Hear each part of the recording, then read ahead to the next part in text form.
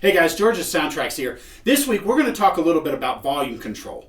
What you have with the Blunami 2, all the different volume control features, how they work, and the different CV settings. But today we're actually going to use the Blunami. So we're going to talk a little bit about volumes, so let's get started.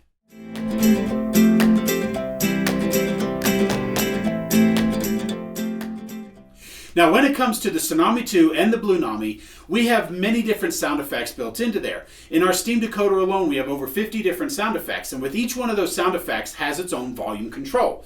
Now, some of our competitors out there will have volume control for some of the common things like a horn or a bell and prime mover, but then everything else is considered a background sound where they've pre-mixed everything for what they feel like it is.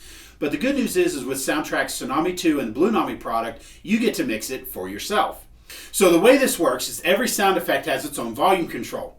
You have a range from 0 to 255, which represents 0 to 100% of the volume. Now, in addition to that, you also have a master volume.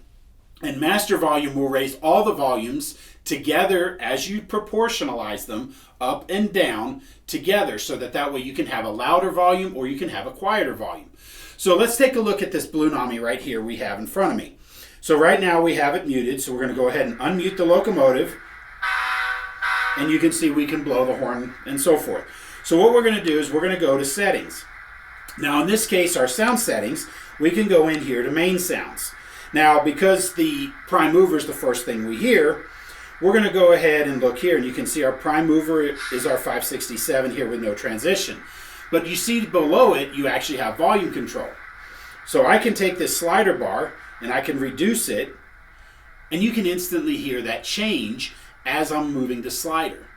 And this is changing CV 131 in the Blunami 2 and Blunami decoder, but in the Blunami it's using this nice free app. But now when I change the volume, again, I can increase it, and now you can hear that. Now, did any of my other volumes change? No, because I'm just changing the prime mover. Same thing with our air horn, so we're going to scroll up here. And right now we have this Nathan K3LA, and if I want to sample it, I can just push this button right there and we can hear it. But now let's go ahead and change the volume. Let's say that's too loud. We can go ahead and reduce the volume. Now notice my prime mover didn't change, but now when I blow the horn, you can hear that it's significantly quieter. So this gives you real-time ability to make the changes. Now if you like a specific value in your air horn, you can actually type the box here, just like that, and we can actually enter in a value of 175, press done, and then you notice that the slider bar adjusted as well. Now what this does, this allows you to create a profile of your locomotive with all the various different sound effects at the respective volume for what you desire. Now on top of all of this, we also do have the master volume. So the master volume, as you can see here, is 192. Now when I reduce the master volume, you can hear the locomotive get quieter, but my air horn proportionally got quieter as well, as you did here with the prime mover. And then as I raise it up again,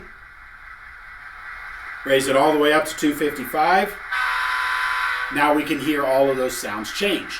So each sound effect has its own volume control, and all of the volumes are controlled together with the master volume.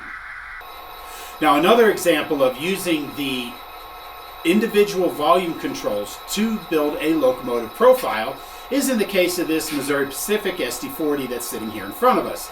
Now one of the things you'll notice here along the long hood is that there are no dynamic brake fans, so there's no dynamic brakes on this particular locomotive. But when we go over here to other sounds, you'll notice the first thing here is that we have dynamic brakes listed. Now, because this is a non-dynamic brake equipped locomotive, the volume has already been set to 0. But default would be somewhere around 150, something like that. So what this does, this allows you to set the volume to 0, and you can still have it behave as it would in a consist, as if it had dynamic brakes, but then there's no sound. So that way you're able to match the profile. Now when we're looking at different profiles for locomotives, as I've mentioned before in videos past, we've got over 100,000 different versions of different prime movers and sound profiles that you can build for your diesel decoders. None of those count volume controls. Because another thing you'll notice here is there's no air conditioning unit. So let's scroll up. And we're going to find our volume control.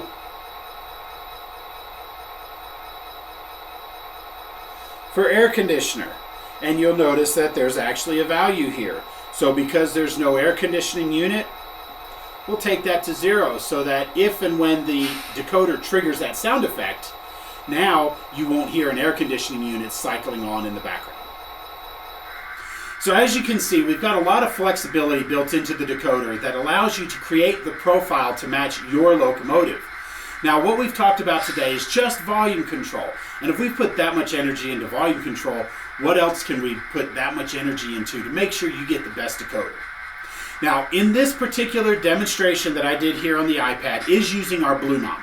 But all of the same features are available in our Tsunami 2 using CVs through your DCC system. So what I recommend is going through the user's guide. This is our Tsunami 2 Steam, Diesel, and Electric User's Guide, and it will give you a full breakdown of all the different sounds, what they are, how they work, and then which CVs correspond to controlling, in this case, the volume.